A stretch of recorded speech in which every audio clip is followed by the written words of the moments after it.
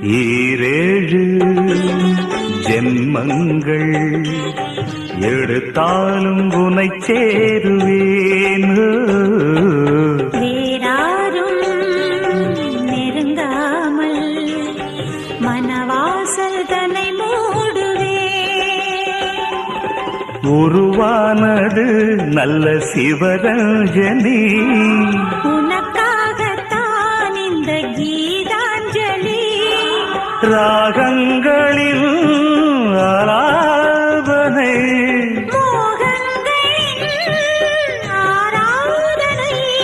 உடலும் மனமும் தழுவும் பொழுதில் உருகும் ஒரு ஜீவன்தான் உன் பாடல்தான் ஓயாமல் இசைக்கின்றது.